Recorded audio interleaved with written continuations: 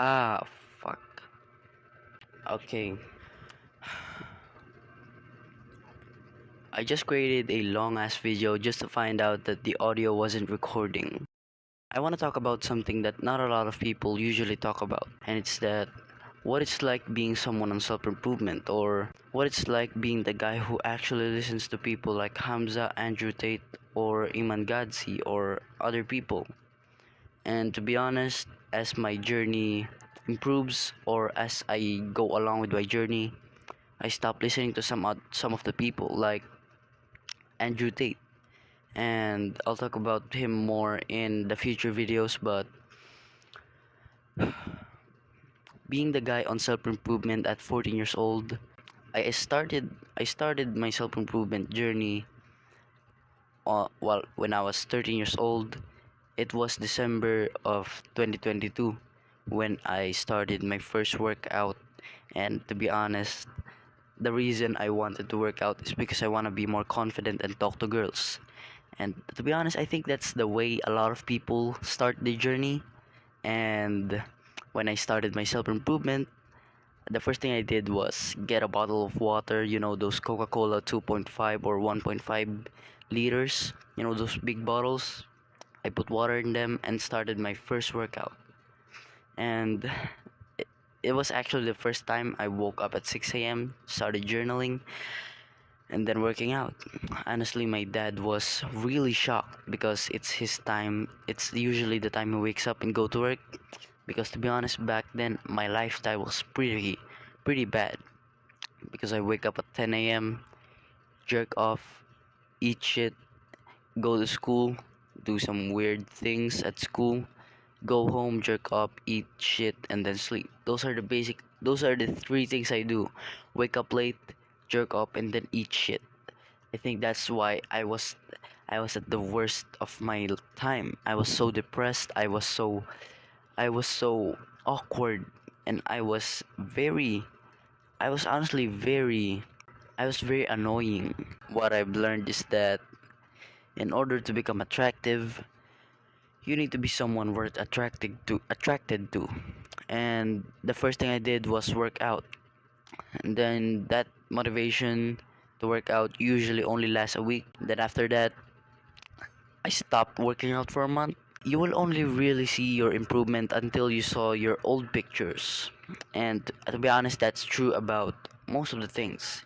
You don't know when you're improving until you see your old self. And I look at the people and say like, yeah, I think I improved. And if you take a look at their old, I think it's still the same. Nothing really happened. And the only way to see if you really improve is to take a look at your old self.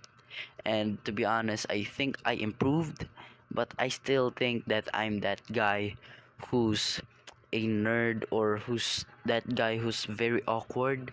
But with a little bit of confidence and a little bit of pretending, you can make you can fake it till you make it, right? Yeah, that's why I'm making these videos in the first place, so I can take a look at myself, and look at myself in, maybe probably when I'm 20 years old, and take a look at myself if I'm successful, or I'm still that guy who goes to the gym while jerking off at home. Yeah, a lot of guys my age smoke, vape, or drink alcohol more than the guys who read the Bible and go to the gym, which is really sad since I was taught that you need to take advantage of your youth to do good things and make better of yourself. And most of the guys my age use it to do bad habits, since when you smoke at such a young age, it sounds cool, and the consequences don't really come immediately. You know that guy who vapes and drinks alcohol and still looks like that hairy floppy e-boy? Yeah, in 10 years he'll look like a drunk GTA character. You know that weird Discord moderator?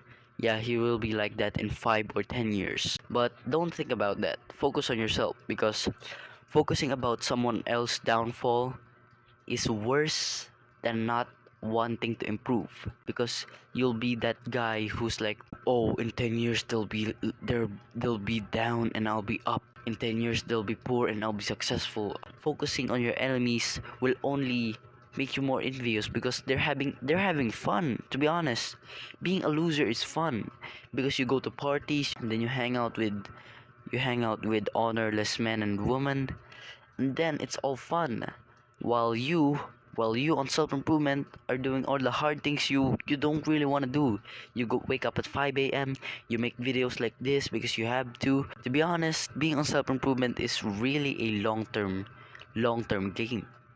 Like, it's been a year and my physical improvement is not how I expected it to be, but I'm really glad that I improved. It's not that, oh, I'm not as big as, oh, I'm not the Incredible Hulk, I'll stop self improvement then.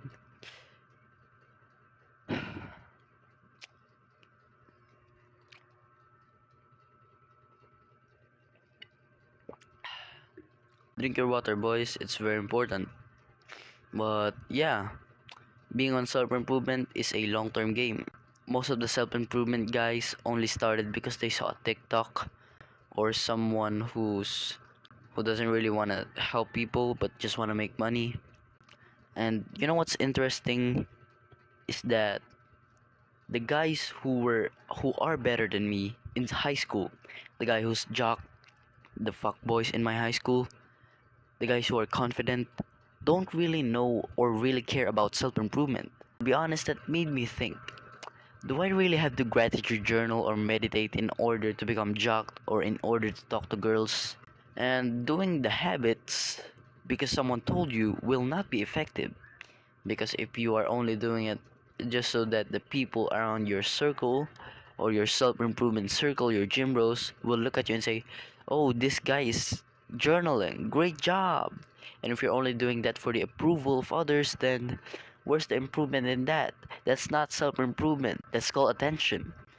And most of the guys my age focus on attention rather than improving themselves. People don't care about long-term goals anymore. They only want the short-term rewards.